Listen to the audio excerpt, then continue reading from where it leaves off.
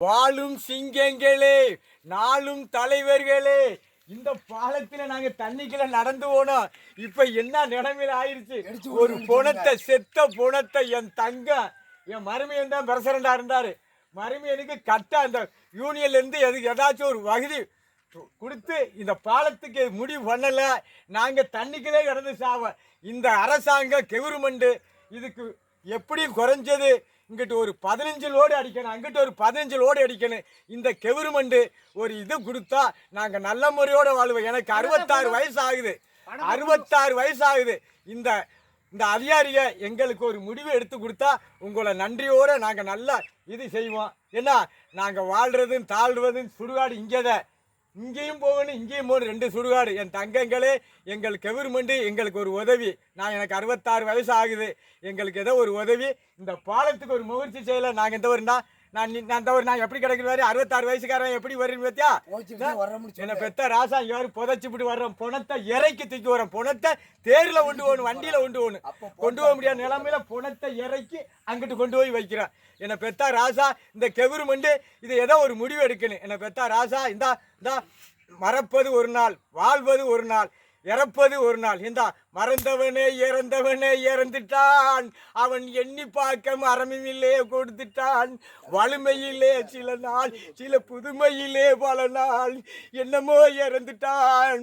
என்னை பெத்த ராசா, எங்களுக்கு இந்த பாலத்துக்கு ஒரு முடிவு ஒண்ணுங்க. என்னை பெத்த ராசா, இதுதான் முடிவு. பாலத்து இங்க வாரு, 5 அடியில் இருக்கு பாலம். அங்க வாரு 15 அடி, 15, 20 அடி, 100 அடியிலேருந்து இந்த பாலத்தை மெத்தினத்தான் சாரி இதுக்கு முடிவு பண்ணணும். என்னை பெத்த ராசா, மீனாட்சிபுரம் பஞ்சாயத்தில் இந்த பாலம் ரொம்ப மோசமாக இருக்குது சார். நீங்கள் எதோ கவர்மெண்ட் ஒரு முடிவு எடுங்க. என்னை பெத்த ராசா, இதுதான் நாங்கள் உங்களை கெஞ்சி கேட்குறேன். இன்னும் எத்தனை பேர் சார்? பேருங்க? என் பேர் போஸ் மீனாட்சிபுரங்க மாமனாருது, அவர் மாமனாருது. எத்தனை வருஷமா இங்கே குடியிருக்கீங்க? நானா டிஎம்க வீடு. இப்போ டிஎம்க ஜெயலலிதாம்மா 15 வருஷம், இவர் ஒரு 5 வருஷம், 15 வருஷம். நான் என் வீடு இங்கே இருக்கு. நான் இப்போ வந்து இல்லை, நான் இங்கே வந்து இங்கே வந்து ஒரு 40 வருஷம் ஆச்சு. இங்கே 40 வருஷம் ஆச்சு. 40 வருஷம் அந்த மேட்டுக்காலில் இந்த தண்ணிக்குள்ளே தான் போவேன். என்னை பெத்த ராசா மருமையை கட்டினார். 40 வருஷம் ஆகுது இந்த வீட்டுக்கு வந்து.